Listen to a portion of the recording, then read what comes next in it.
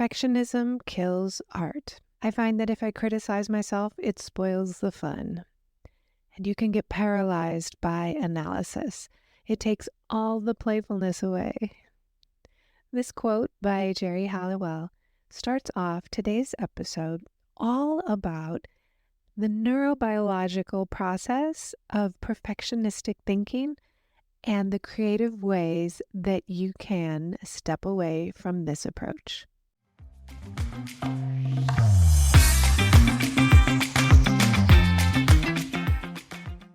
Welcome to the Modern Creative Woman podcast, exploring the art and science of creativity.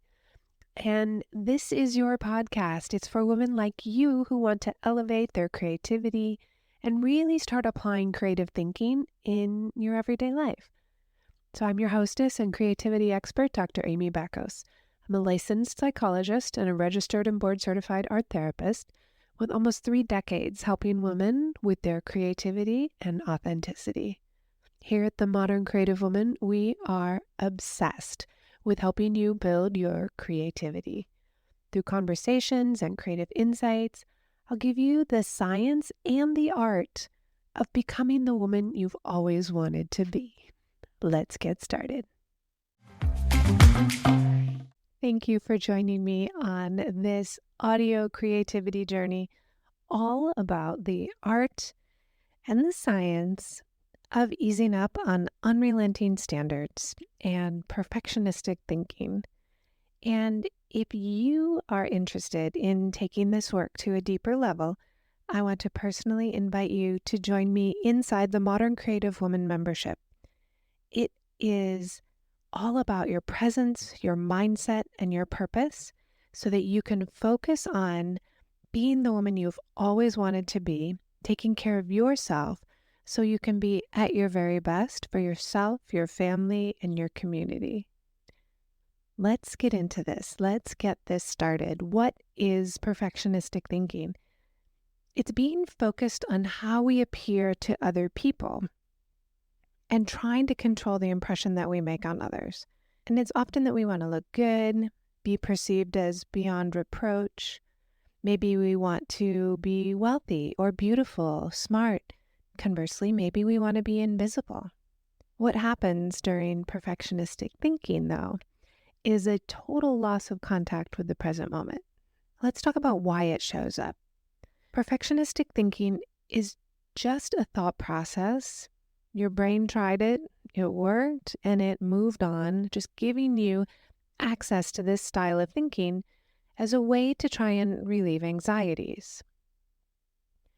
What happens in the thought process is we become fused with these thoughts about ourselves. And fusion is when we think a thought and we believe it to be a fact.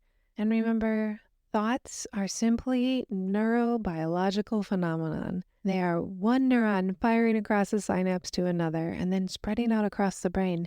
They are not facts. Perfectionistic thinking is an old strategy that we use to manage our anxieties and our fears. It might be that a long time ago we really strived to be a good person, to avoid judgment or punishment. Maybe there was something in particular that caused us to want to be seen in a good light. Or it's something that we absorb through society, the idea that women are supposed to be good or pure or innocent or all supporting, all loving. Any attempt that we make to control what other people think is usually kind of clawing at the idea of wanting to feel safe. If other people think good of us, then we can be safe. So there's really good reason why we have these thoughts. So I hope that helps you judge yourself less for having thoughts that are either perfectionistic or they're about controlling a situation. There's good reason that women want to feel safe in the world. Now, what about where and when does perfectionism or perfectionistic thoughts show up? It's a thought process that can show up anytime we're feeling anxious. Now, the topic is completely irrelevant. What we are thinking about and trying to make perfect doesn't matter so much as that our brain is trying to figure out how to relate to our anxieties, our thoughts, and our feelings in a way that will help us feel better. Perfectionistic strategies are really control strategies to manage our worries. And our brain will apply a perfectionistic mode of thinking to any topic at hand that we might feel worried about. Now, some of the common topics that women have experienced include future planning, body image or your sense of self, the ability to succeed, what others think about, as I mentioned previously, how we appear to others. And another challenge that happens around perfectionistic thinking is misplaced goals. And the idea that we are going for a particular goal, yet that goal is actually a detour, and it's rerouting what we really want to be doing. I gave you some examples from people that I've taught in university classes and examples of people that I've worked with over the decades. A misplaced goal might be wanting to look rich, and looking rich is perceived as the goal versus saving and having money. So you see how trying to look a certain way is a misplaced goal. That's not the goal. The goal is to have financial security. Another example that I think most women experience a struggle with, since we live in a world where appearance carries a certain weight. Many women have the idea that being conventionally attractive is perceived as the goal, or they think the goal is to be perceived as attractive. But really, the goal is being healthy and happy, taking care of our bodies, enjoying our bodies. And another example is many of the students that I worked with believed that getting an A was the goal. And again, that's really misplaced. The goal is learning and mastery, learning the content of the class, mastering the procedures so that they could go on and be excellent masters or doctoral clinicians. So if you've ever struggled with a misplaced goal, it's often easier to see when we look back or when we get some help, or when a friend or a counselor or a trusted advisor reminds us of what's important. I want to teach you a reframe method that I find very powerful. It's PVCA. PVCA, it's the reframe model. And it starts with the perfectionistic thought and our core worry about it. And from there, it's really difficult to just change our thought. We have to take some steps to get there.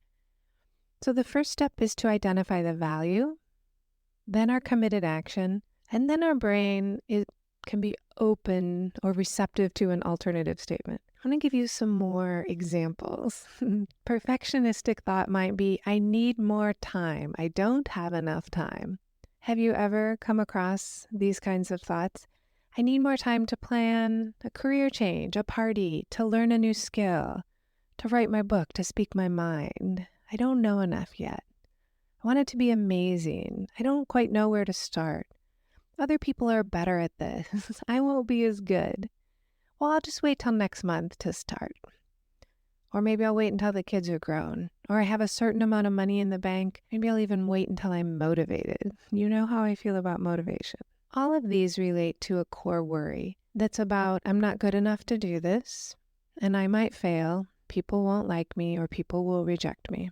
There is an incredible cost that we pay to engage in perfectionistic thinking. And for our brain, it's fine. It doesn't mind that we're paying such a big cost. It's just trying to help us out, doing us a favor by giving us a way to manage our anxiety. But the true cost of these kinds of perfectionistic thoughts are that women don't start. They delay action. How many women have yet to start their business because they think they don't know enough? Another cost is we focus on lack, not enough knowledge, time, skills. How much have we let go of? How much has our community lost by us thinking this way? Another rather exhausting cost is we spend all our creative energy in our imagination on these comparisons or on catastrophic thinking. And it doesn't really leave much creative juice left for dreaming of the things that we do want, the values that we want to pursue. So let's talk about a reframe to a perfectionistic thought about needing more time. The thought is, I need more time to plan my event, my book, my business. I want it to be amazing. I'll wait to schedule it until I'm ready, until I know more, until I have time one day when. And the core worry might be, I'm not smart enough, I don't know enough, people might reject me, people might not like it, people will judge me. But when we think about taking the time to plan something that's really important to us, an event we want to host, a book, a job, a career change, what's important then is our career, our financial success. Maybe it's our friendship, social enrichment. Maybe it's fun. Maybe it's just networking and being with community. The next aspect relates to the committed actions. If we were going to take action, what would we do? If it's a career change, we would start scheduling some informational interviews, schedule some learning opportunities, pick a date to leave our job. If we're planning an event, we would schedule the event and start working backwards. And finally, once we're in touch with what the value is, we can allow our brain a little wiggle room to create an alternative statement. It's unlikely that anyone would negatively judge me for wanting to write a book. I really do think friends would love to come over and spend time together. It doesn't have to be the perfect party. I can take action now, even though I still have more time. So this reframe model really allows us to back off that perfectionistic thinking and move towards our values. And that's the core concept in acceptance and commitment, that we keep our eye on our values and we take daily action to get us closer and closer to our values. We quit indulging in perfectionistic thinking and other control strategies and move towards what's important. It could just be thinking about what's important instead of thinking perfectionistic thoughts. It could be taking specific action, gathering more information, setting a date. Let's do another example. Now, many of the women that I know and that I've worked with have struggled with a perfectionistic thought around their appearance. What if they think I am, and then you can fill in the blank. What if they think I'm trying too hard with this outfit, or they think I'm trying to look too sexy? What if they think I'm too old or too young? What if they think I'm not thin enough? Or what if they think I'm not thick enough? What if? All of these perfectionistic thoughts are really just us thinking about ourselves and imagining, projecting it onto someone else. These are all our thoughts about ourselves. They don't belong to anybody else. They're in our mind. It's just our mind interfering, giving us really unhelpful thoughts. And we can start to react to these thoughts as if they were true. Someone will judge me if I wear this vibrant color. And so we change. We put that bright sweater back on the table, and instead we pick up a basic neutral. What if someone will think I'm trying too hard? And so we tone everything down in our speech. We don't say anything dramatic. Again, all of this is in our head. Nobody's forcing you to put back the bright color sweater, and nobody is forcing you to tone it down in a speech. It's all you. Once you can wrap your head around perfectionistic thoughts about what others are thinking of you, are really just you thinking of you, then you're liberated. Let's talk about the true cost of ruminating over our appearance to others. It's caused women to cancel plans. They don't have the right outfit, or they feel like they don't look good enough in their outfit. It causes us to focus on our worries instead of having fun out in the world. We spend our creative energy on these negative comparisons. Our creativity is spent crafting a terrible criticism of us And instead of owning that we're just being mean to ourselves, we assign it to someone else. Another really important cost is real loss of contact with the present moment. Your community and you both lose out on a good time if you go somewhere and you're just focused on how you look. Now, let's use the reframe model and figure out how you can change in your mind these perfectionistic thoughts about appearance. First of all, the perfectionistic thought might be, I don't have the right clothes to wear, or people will notice and judge my body. I don't look right. I don't look good. And the core worry is really, I'm not good enough. It's a terrible feeling to think that you're not good enough or worthy enough in your body. Your body's an instrument for you to lead with. It's not an excuse to be critical of. So that core worry of I'm not enough can be really debilitating. So once you've identified whatever your perfectionistic thought is on appearance, have a look at your values. Do you want to enjoy yourself, feel confident, feel your best? Then what's the committed action? Focus on the purpose of the gathering that you're going to. Practice being present and enjoying yourself and the company of others. Now, in the reframe, the alternative statement becomes possible after you've focused on values and committed action. And a possible reframe is, people are much less interested in how I look than I am. And that's been true our entire lives. We're very interested in our appearance. Most of the time, others are not. They probably won't even notice what I look like or what I'm wearing. Many people are going to be at the event. The point is to have fun. See your friends or coworkers, not stress about your clothes. Maybe the alternative statement is, I'm going to a networking event so I can work on career contacts. That's so much more important than the cut of your pants, right? So I want to review with you this reframe model, and I'll drop it in the show notes. I think you're going to want to use this. It's identifying the perfectionistic thought and the core worry, and then identifying your values, what's truly important to you, then figuring out a committed action. What is it that you want to do that would get you closer to your values? And finally, it's making an alternative statement that your brain can deal with in the future.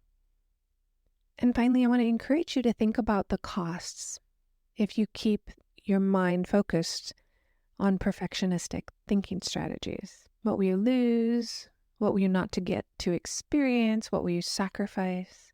And a really powerful art intervention is to fold your paper in half. And on one side, it's art about the costs of ruminating in perfectionistic thinking. And on the other side, it's the possibilities when we take action on our values. It's two completely different experiences in our brain. So start with the costs. That's the negative, the stuff that you're sacrificing to think this way.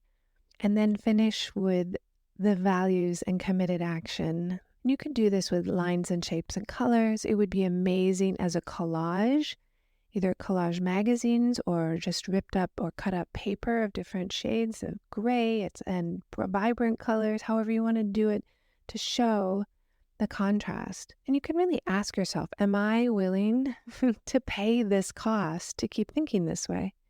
Or would I like to stop paying this cost? Wrapping things up, I want you to experiment with my reframe model and really give yourself a chance to get used to it. I encourage you to do it once a day for a week and try and be playful with your alternative statements. Remember, the more you play and create while you're learning something new, the faster you learn. It's incredibly powerful to see children learn so quickly, and it's because we teach them in ways that are fun and engaging. So one way that you can do that is through the creative process, and the other is being lighthearted when you create your alternative statement. So remember, it's your perfectionistic thought and the core worry or core belief. Then shift into your values. What's really most important? What's your committed action? And then allow your brain to be creative in creating an alternative statement. And over time, your mind will start reaching for the alternative statement. You might have the automatic perfectionistic thought, but your mind will begin to learn that after the perfectionistic thought comes the alternative statement. Let me know what you think. I would love to see your artwork when you do the collage that's focused on the cost versus the benefit of changing this strategy. Have a wonderful rest of your week. Now that you know about how to use your creativity, what will you create? Want more? Subscribe to the Modern Creative Woman digital magazine. It's absolutely free and it comes out once a month. And I know you can get a lot out of the podcast and the digital magazine. Yet when you're ready to take it to the next level, I want you to know you have options inside the membership. And if you're interested in a private consultation, please feel free to book a call with me. Even if you just have some questions, go ahead and book a call. My contact is in the show notes, and you can always message me on Instagram. Do come find me in the Modern Creative Woman on Instagram, Facebook, and Pinterest at Dr. Amy Bacos. If you like what you're hearing on the Modern Creative Woman podcast, I want to give you the scoop on how you can support the podcast. You can be an ambassador and share the podcast link with 3 of your friends. You can be a community supporter by leaving a 5-star review if you think it's worth the 5 stars. And you can become a gold star supporter for as little as $3 a month. All those links are in the show notes. Remember to grab your free copy of the 21-Day Gratitude Challenge. The link is in the show notes, and you can find it at moderncreativewoman.com. Have a wonderful week, and I cannot wait to talk with you in the next episode.